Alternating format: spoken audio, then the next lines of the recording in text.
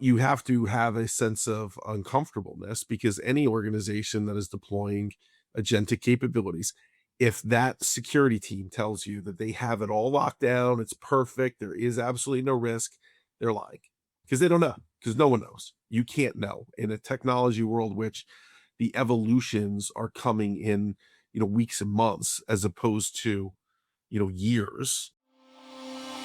From KBI Media, I'm Carissa Breen, and this is KB Cast. My guest today is Pete Harteveld, Chief Executive Officer at Exabeam and a long-time veteran in the behaviour analytics space. We talk about why AI agents are the most dangerous insider threat organisations have ever deployed, whether the security industry is already too far behind the adoption curve, and the question nobody has clearly answered yet. When an agent causes a breach, who actually owns it? Before we get into it, do me a favour and hit follow wherever you're listening. It genuinely helps the show reach more people who need to hear these conversations. All right, let's get into it. Okay, so Pete, we've spent years worrying about malicious insiders, but would you say AI agents are about to become the biggest insider threat category we've ever seen? I mean, it's a big piece. I know there's lots of things to talk about here, but I really just perhaps want to start there with you. I absolutely think that when you start to consider agentic AI agents and the work that they do, they really behave like digital workers in many respects. And so in that regard, they are truly an insider. They are an insider threat. And when you pull together the speed and the sort of continuity for which they work, I would argue that they are the most impactful insider in any organization today and in the future. And as a result, they would represent one of the biggest threat vectors that would be sort of new and emerging to organizations today. Yeah, because it's interesting because even when I was like working in the field historically, like this was an emerging sort of area that people were worried about. Yes, we're worried about cyber criminals coming in, but we're also worried about like rogue employees, disgruntled Yeah. employees. They didn't get their pay rise or whatever happened. So, what do you then think? Because it is autonomous, and I know there's like, there's guardrails and all these things we're talking about in the industry now. Do you think companies, given your position, are focused on this because there's so many things, and I'm speaking to people at your level, Pete, that they've got to compete with in terms of attention and focus that is a problem. However, it's like it's another thing I've now got to do. In the security industry, we've done a really good job at complicating the world for our customers and our partners. Oh, when I think about the world that we exist in today and just where we've come from in the last 6 months, an agent is behaves very much like a person. It can be compromised and it can be malicious. And the interesting part about an agent is it can be compromised by either a human, so I can compromise an agent to do bad things on my behalf, or it can be compromised by another agent. And the interesting thing about an agent that's working inside of an organization is that it has a purity towards achieving the goal that it was designed to achieve. And it doesn't necessarily understand the rest of the world in the same context that human beings do, right? It doesn't have morality, so to speak. It looks for the most efficient and effective way to achieve that outcome. And so, in that very, by that very nature, it can do malicious things, much like a human can. And there's examples of this that have been published. If an agent deems that by compromising another agent, it can achieve its goal quicker, more efficiently, more effectively, there are instances in which we have seen that happen. And so it really becomes, probably the most complex insider in an organization just because of what information it can access, where it can go, and the different dimensions in which it can change its form and function in its desire to achieve that outcome that it was designed or purpose built to focus on.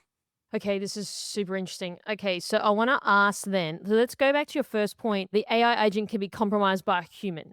So do you think that would be potentially on purpose to, again, disgruntled employees, something happens? Or do you think, to your point, it's just we'll find an efficient way to effective get to that outcome? So it might not be intentional, it might just be an accidental sort of, oh no, then something's gone wrong. It could be both. That's the dynamic or the dilemma. It could be both. And a human can corrupt an agent. A human can knowingly do that, or a human can, by accident do that in terms of how you design that agent and how you provide it with a purpose for the activities it's going to complete. So it is this sort of multi-dimensional, we talk a little bit about it here in Exabeam, like 3D chess. It has multi dimensions to it. And that's why when we think about agentic AI agents and where the world is going, where organizations are going, the piece that people need to be focused on is behavior. Because there are all sorts of guardrails and privileged access, and you can lock things down and create narrow pathways. But just like a human can, an agent can figure out a way around those things. And traditional methods of security will identify it that something bad has happened after it has happened. And so our belief at Exabeam is by understanding behavior, by deriving intelligence from the behavior of an agent, much the same way you would derive behavior from an individual, that's going to give you the best understanding in terms of when something bad could potentially happen. And we've been in the behavior industry here for many years. And while other security methods and modes are important, right? Just like we secure humans through multiple dimensions, so too do we need to secure agents in very similar dimensions. But we need to have some foresight in terms of speed, and machine speed is the thing that is going to be the most complicated aspect of it, because the amount of damage an agent can do in comparison to a human in an individual brief, and one is far, far faster than the other. And speed can allow a bad situation to become exponentially bad for an organization far quicker than we've seen historically. Okay, I want to keep getting into this because this is super interesting. So, okay, let's talk about the behavior. So, you said before, obviously, a human potentially compromise an AI agent if they wanted to. If we go back at history, even when humans, in terms of insider threats and companies, they were doing this anyway. So, do you think the motivation is the same as it was before when we were doing it manually? Let's go with that. Versus now, do you think that they feel, as in the compromised employee could feel that they could conceal it more? Or where does that sort of sit in your eyes? Because I find this super interesting because if you've Exabeam's been in the behavior game for a while, you mentioned. So do you see that, there's that whole theory leopard never changes its spots. People internally are still going to do the wrong thing. They were doing it before, they're doing it now. Are they going to do it more because they believe they can get away with it? Or what are your thoughts here? Well, it's all born from motivation, right? And so people who are motivated to do bad things will find ways to do bad things. And agentic AI agents merely create sort of a new vector, a new threat landscape, if you will, for bad actors to take advantage of it. Whether they use those agents to create threats externally on their behalf, or they look to compromise the very agents that operate within an organization, it really is it sort of opens up a new expansive landscape for which new threats can form from. Now, humans, again, if you're a bad person in an organization and you want to do bad things, you can set off agents or corrupt agents to do those bad things.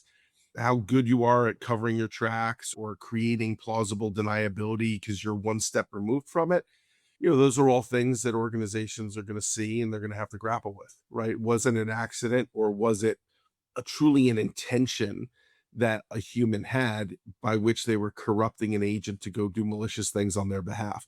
But again, this is where I go back to behavior. I can see our CISO today sees Pete Harteveld's behavior in the organization. What do I do on a recurring basis? Where do I come from? What are the applications I access? How long do I stay in different places? What data do I access? Right? What agents now are working on my behalf? Because Pete Harteveld has 7 different agents within the Exabeam environment that do work on my behalf. How do I interact with those agents normally? And what does that normal behavior look like over time? That's the means by which my CISO can identify that, hey, is Pete trying to do something nefarious with that agent because his interaction with that agent has deviated from normal behavior. Again, this is why behavior, right, from our standpoint, is the most important thing to focus on as we think about the proliferation of agentic AI across organizations, because the other tried and true elements are only a piece of the security puzzle. Really understanding the dynamics and the deviation from normal behavior, that's going to be the very first thing that would alert an organization that there could potentially be a problem before something has happened. Got it. So it's pretty much just going to contextualize as well to look at what have you been doing before that incident happened? Were you in certain systems longer? Things that were out of your normal sort of workday and what you were doing. So that makes sense. So Exactly. then I want to then ask you, Pete, around talking through an agent corrupting another agent. So, for example, when you said that, what came to my mind is if I've got to drive somewhere in a crazy speed because I'm running late for something, yeah, you're supposed to follow the rules. But if I didn't go through with red lights, have accidents, hit people, technically I'm still getting there as potentially as fast as I can, but I'm doing the wrong thing along the way.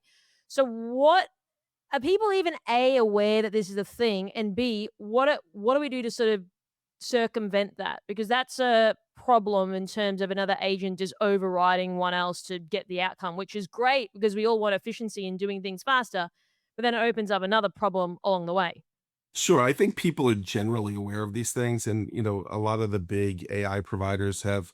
You really have to give them credit because they are identifying and sharing the potential bad situations that could come about as they learn and understand how their models will interact or behave once they're released out into the wild.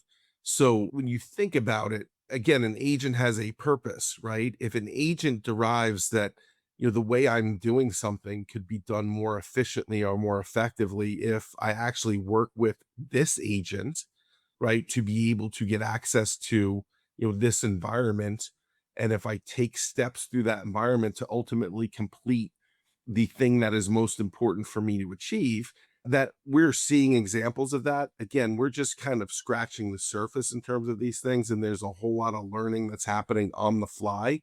Well, we have seen breaches in which one agent corrupted another. I don't like to use the names of organizations that have, had these situations because, I like to respect the fact that they're going through their process to fix these things. But we have seen things in which one organization's agent corrupted another agent, and then you had a significant, data leak in which significant amount of data was exported from customers' organizations and found themselves, all that information found itself on the dark web. So it is something that if you're a CISO, this is where you really have to understand what is the design and the remit of the agents that are operating in my organization. How do I verify what that is? But also, how do I understand the full landscape of agents that are in my environment? Because what we've done is we've actually understood that in some capabilities that we will consume from third parties, there are there's agentic capabilities that are doing work that we wouldn't necessarily know are actually there doing things. And so that becomes a really interesting dynamic because an agent that could be corrupted that an organization has no ideas even in their environment, that's where when you're thinking about security, you're thinking about risk. I mean, those are the things that keep CISOs up at night. But those are the things that as we're talking about behavior, it is really looking for and looking at how do we identify where these agents exist. That would give us the ability to create telemetry to understand what does normal look like, because abnormal is always going to be the quickest indicator that there's a potential bad thing coming. Okay, so this might be more of an obvious question, but I'm curious to know, do you think because now we have to verify, we have to make sure we're looking at the behavior? Yes, we can automate these things, but you still need to have some human oversight.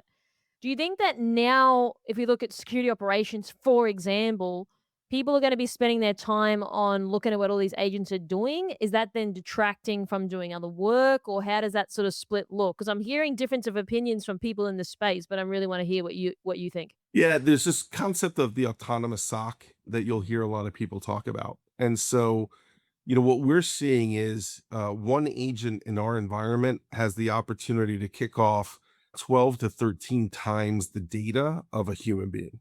And so as I say to my CISO, we're going to have to manage this, but I can't give you 13 times more headcount to be able to go through these alerts and understand what's happening in our environment. And that's where the concept of sort of AI in our security tools really comes to bear, because it's like anything else. As the world gets more complicated, right, we need to use technology. In this case, we need to use agentic AI to help our security operations team scale the things that they do to be able to deal with a much greater breadth of security dynamics that they're seeing, specifically as a result of agentic AI agents proliferating. And so what you're going to see is I don't necessarily believe that you're going to get to a fully autonomous SOC with no human intervention. I think what you will see is the ability to leverage agentic capabilities to more quickly identify, this is not an issue, this is an issue, and help people to become more skilled in the things that they can accomplish within a security operations center. And that is very much the stuff that we do internally because, as I said, I am pushing my organization, and God bless my CISO, pushing us to adopt agentic AI capabilities all over the organization because I want to stress out our security operations team so that they can give very pertinent feedback to our products team in terms of, hey, this is where I don't have visibility. This is where we're seeing an issue. This is what keeps me up at night. This is what I don't have controls over, so that we are very rapidly iterating so that we get the benefit of AI, but we're also able to ensure that we have the proper protections in place. And so, the SOC of the future, 5 years from now, I think you'll see a lot more agentic capabilities helping the human element to raise their capabilities and level up in terms of the things that they can do. I always think you have some level of human interaction in the SOC, today, 5 years from now, and in the future. I don't necessarily subscribe to the fact that an autonomous SOC in which everything is done in an autonomous way would be a method that people would be comfortable with. So you said before you're obviously going through this operation internally, stressing out the CISO to get your team in order to identify gaps. Is there anything you can share that's coming up in terms of insights for your team, perhaps? We've deployed, we have deployed autonomous agents to do a lot of the level one activities within our SOC. And we're seeing these autonomous agents find things, correlate things, identify threats faster than sort of our most junior level SOC analysts. And so, it is really amazing how much efficiency we are gaining from those entities that we've built inside of our own organization. Now, the nice part about it is they are able to serve up information to more junior resources so that those junior resources have a far clearer path to be able to get through remediation and tackle some of these threats. So it is this, what we've been surprised is as we've really started to build out some of these capabilities, it is impressing us in terms of the effectiveness of these capabilities, these autonomous agents that we have, right? Basically serving security roles in our organization. But it's really nice to see it connect to the human side of it because now those human beings are getting a whole lot smarter because they're able to get access to an amazing amount of telemetry and correlation information and behavioral information that allows them to make decisions and take actions far quicker than they ever could if there was not this sort of autonomous security agent operating in our environment. So the other thing I want to go back to, you mentioned before 3D chess, sort of verb use. Tell me a little bit more about what does that mean exactly? I think the way you think about it is that the deployment of agents right across an organization, there is tremendous efficiency that one can gain from it, but there is significant risk that can be borne as a result of. And so you really need to understand what things am I trying to accomplish across what dimensions, and how does every move that I make affect the rest of the things across my organization, and how does it affect the opportunities that I may unknowingly create for third party bad actors to do me harm. And so you're not just sort of playing within your organization, you're playing outside your organization and you're trying to isolate and identify if I do this, if I deploy all of these agents into my security operations center, that is great for efficiency. But have I opened up the ability for me to be compromised in ways that are cataclysmically worse than before? So it is really understanding for every move you make, there's a couple of different vectors that now apply. So it's not just a flat board, so to speak. Your moves you can move north and south, east and west. You can also move in different dimensions.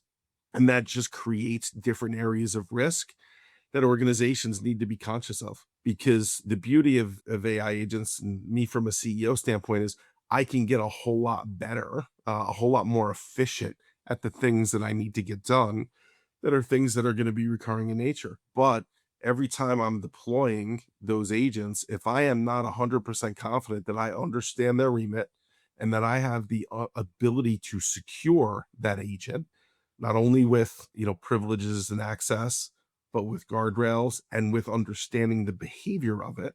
If I can't do those things, well, then am I creating an element of risk that could potentially offset all of the efficiency and productivity gains I would realize? We'll come back to that after a quick word from our sponsor. In fintech, trust is everything, and proving it shouldn't slow you down. Whether you're dealing with ISO 27001, SOC 2, CPS 234, or GDPR, Vanta helps you demonstrate security and compliance without derailing your roadmap. Used by thousands of fast-moving, regulated companies, Vanta automates the hard part so your team can focus on shipping features, not gathering screenshots. Visit vanta.com/kbcast. That's vanta.com/kbcast to learn more. And would you say companies are now trying to go through this, let's call it exercise, to determine, well, if we do that, are we creating a bigger risk than before when we're trying to gain efficiencies here? I know it's still relatively early days for companies. I'm not expecting everyone to have the answers, but would you say that's a fair assessment of where some of your customers are at? Yeah, as I talk to CISOs, the big question or the big discussion that we have is that my CEO or my executive team is pushing that we need to roll out agentic capabilities across the organization, and we need to do it right now because some of their competitors are doing it and they're seeing really, really impactful positive gains. But CISOs are asking themselves, how do I secure this? Like, how do I make sure that this does not get out of control in a way that I can't recover from? And so it's that yin and yang in essence. It is, the business pushing forward and security not wanting to be a roadblock, wanting to be an enabler for the business, but also understanding that it is their duty to protect and mitigate risk.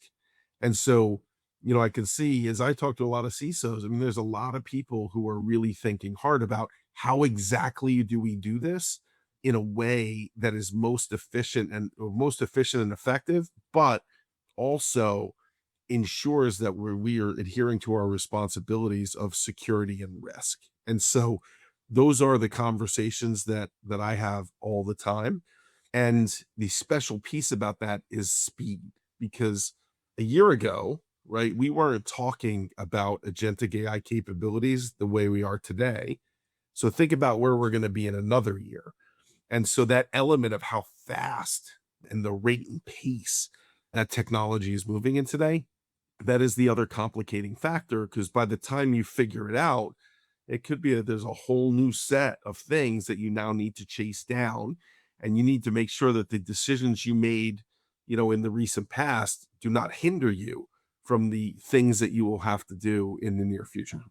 Okay, I want to shift gears now for a moment, and I'm curious to understand if an AI agent leaks sensitive data, for example, or makes an unauthorized decision, etc., triggers a major incident, all the things that we've sort of already just started to discuss, who would ultimately be held accountable?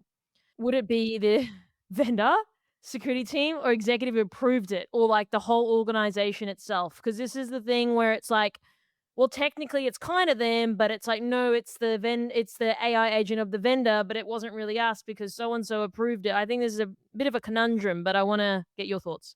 It is interesting. There's a lot of finger pointing, right? I don't think it's clear today. And I know I've talked to organizations in which the CISO clearly owns the security strategy for AI agents within the organization. You also see that there's a chief digital officer in some organizations, or there's a chief AI officer in other organizations. And in some cases, they are taking dominion over the security decisions as it relates to securing agentic AI agents. So it is certainly not clear in the landscape today who is the clear owner of it. In many ways, it becomes a partnership between, the business and security to work collaboratively to take advantage of the benefits of AI, but to not create risk that is unmanageable and will ultimately be problematic for the organization. I don't know that I can be prescriptive, or I would be prescriptive in terms of who should own it. Your CISO should certainly be a part of that, but, your chief AI officer should be a part of that. Your chief digital officer should be a part of that. The risk and compliance group should be a part of that. In some ways, I have lineage in the application security market, and you saw some of the friction points between in application security, where in some organizations the head of development owned application security, and in others, the CISO owned it. I can tell you that when the ownership was one or the other, that's where I would typically see friction. When the ownership was in some way shared, that is when you saw more collaboration. I think where it eventually settles out is that it is some blend between the business and security to make sure that the risk profile of the organization is not spiking in ways that's untenable, but the organization can take advantage of all of the rich benefit and goodness that agentic capabilities can provide. So I'm really curious, considering you went for a vendor, it's very easy for companies when something happens, they just turn around and just blame the vendor. It was the vendor. There's been instances of that in the US, Australia. Do you think, given your experience, that we can say, like, yes, we'll, as a industry, as a group, we're going to start to chart the path of who's responsible? To your earlier point, it could be a bit of everyone. But do you still think that there's gonna come a time when something happens, which it will, and then someone's gonna try to blame the vendor for it? We've already seen it happen. Now, I'm not saying that's the right answer. It's just more, no one wants to actually admit that we made a mistake, and it's very easy to blame suppliers in this, you know, chain of command. Yeah, of course it is. It's less about the technology is moving so fast. If you subscribe to the theory that nothing bad is going to happen, your bad things are going to happen. And agents are unpredictable, just like humans. And is it the vendor's fault? I mean, if you're going to consume the capability, then you consume the capability full well knowing the risks. Now, there are things that vendors need to do to be responsible in how their agents are designed, the capability of their agents, things like the logging of activities of agents so people can actually gain telemetry and actually see what's happening. There's responsible ways to build and deploy agents. And I think that's where, vendors who are embedding agentic capabilities in their solutions to give to customers, there's a level of responsibility that we all need to adhere to. But at the end of the day, organizations who are going to consume these capabilities, that's really where it's going to lie, because when bad things happen, it'll happen to that organization. Now, there's always room to get better, and there's always room to improve your posture as it relates to security, both on the vendor side and on the customer side. Yeah, I don't think you'll ever get away from a situation in which somebody blames somebody. That's just the nature of what it is. I think that collectively, what I've seen is both customers and vendors are smart enough at understanding the potential ramifications if we don't do this properly in terms of including agentic capabilities in our products and solutions.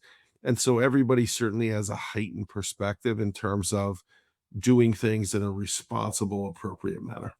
And do you think it's sort of hard as well? Because I mean, I'm speaking to people like all the time about this stuff, but one minute, one week it's about something, oh, and then the whole thing's changed again the next week. So it's really hard then to manage expectations, to have it all mapped out. We don't have all the answers because even now, I was talking to someone at another event recently that I was at. They're like, oh, now that the Mythos thing is a thing, it's almost like the whole AI stuff has almost taken a back seat because people got to deal with this current problem. And I mean, what do you sort of realistically think is now going to happen? Is it just, I know each company is going to have their own way of doing things. It's going to be more specific to them, etc. Is it just gonna be a little bit of trial and tribulation? We're not gonna get it right. There's gonna be someone over index. We overshot the shot, and now we've got to sort of pull it back. Is that just gonna have this continuous, like, iteration until we get it right? Or that's what I'm hearing, but yeah, I wanna get your thoughts. The phraseology we use internally is everybody's got to be uncomfortable.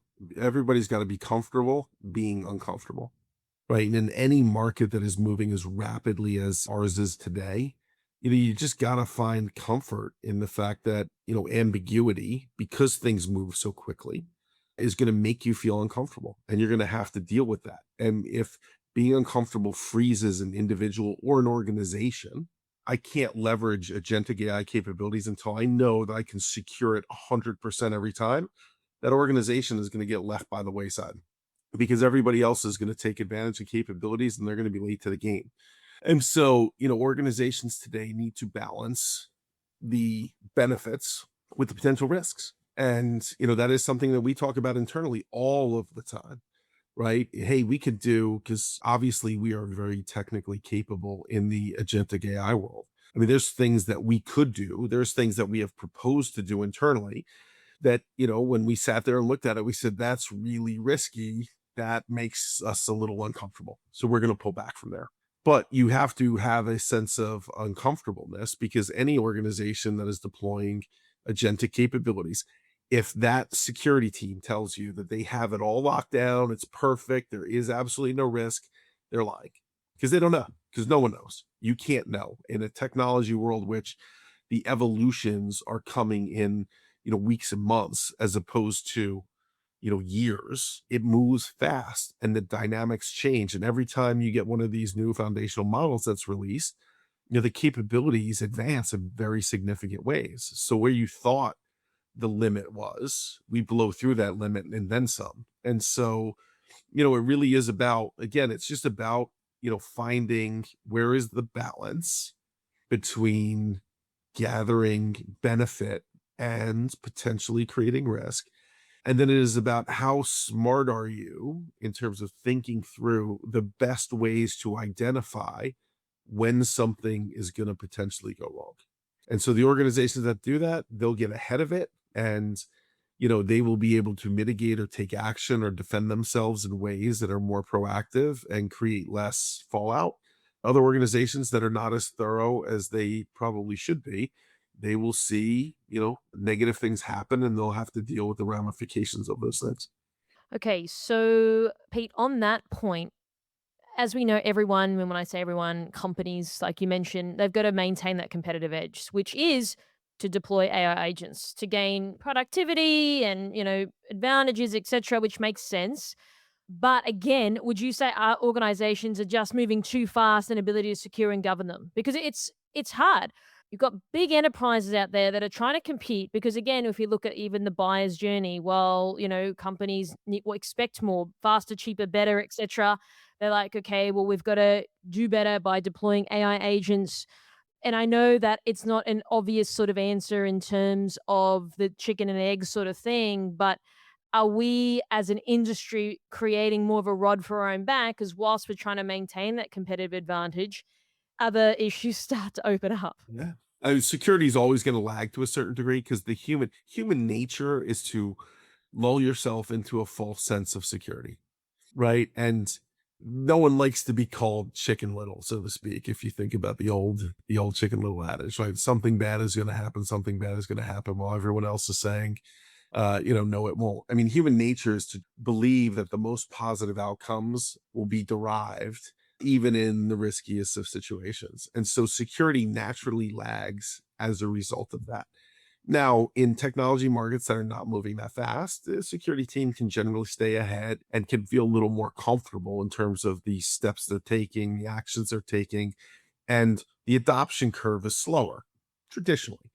Today, as it relates to agentic capabilities, the adoption curve has been massively accelerated because of the benefits to organizations. And so in that environment, security is certainly going to lag a little bit. So it puts pressure on the security organizations to keep up with that. I was at a conference before RSA with one of the large investment banks, and they showed the adoption curve and then the security spending curve, and how that curve, the security spending curve for agentic AI capabilities, will lag the adoption curve. And the point they made is that this is what we would expect, and that somewhere in these two curves, the way the curves get closer is that there is a very big issue that happens. Somebody has something bad happen, and that is the catalyst for everybody to say, hold on a second, our security posture has to keep pace with our exploitation of this new capability. And, and they've cited historical, trends in the past in which they've seen that. I think it'll be the same thing in this environment. But, I mean, human nature is to assume that, hey, it won't happen to me. And so you get to enjoy all these benefits and you don't necessarily focus on the downside scenario.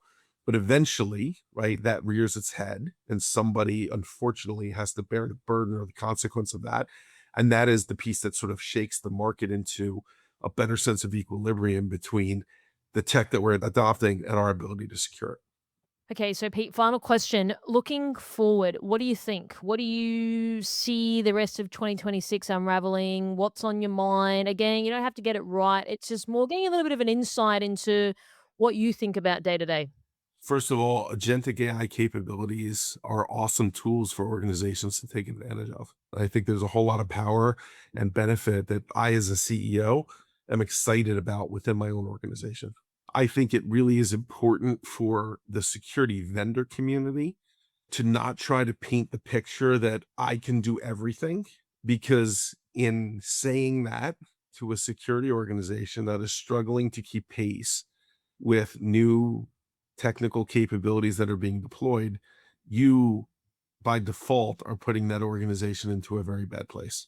And so anybody who goes out there and says, I do it all for agentic AI security, I can secure it all, I just, I don't believe it because I know it's not true. And I think it really is the responsibility of the security vendor market to help security organizations and our partners to really understand that securing agentic AI is very much like securing human beings, and that it is a multifaceted approach that needs to take into consideration the different dimensions and vectors for which bad things can happen.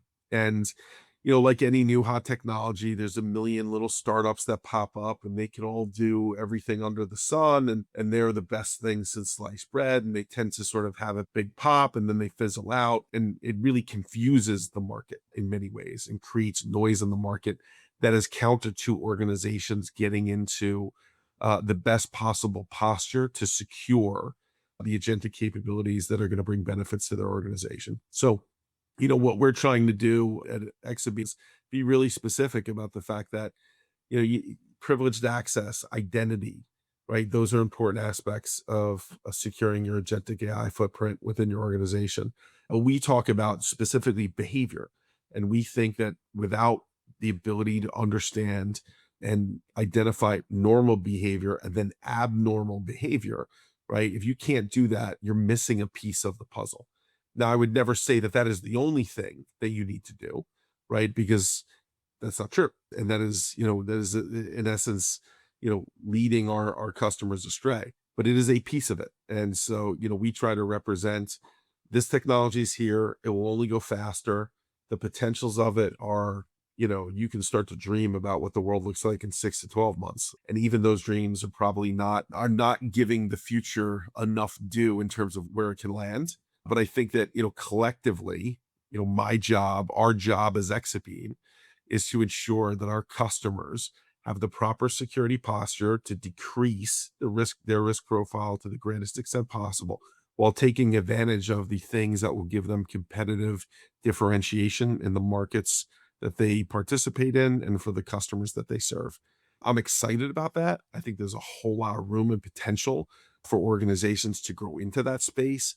But I think, we need to be smart as a vendor community and not think that by walking around saying that, hey, I am the one to solve every need in this new space, and therefore, giving a sense of comfort to a customer that one stop shopping will do that. I think that's a poor way or a poor outlook to provide to a customer, and only puts them at greater risk. That was Pete Harteveld, everybody. Pete's been in the behaviour space long enough to know when the industry is behind. And his read is that we're behind right now in a way that historically only corrects after something painful happens. If you're an executive who has signed off on agentic AI rollout, the question worth asking your security team this week is not are we protected, but can you actually see what these agents are actually doing? I read every reply. If you've got some thoughts on this one, send me a message on LinkedIn.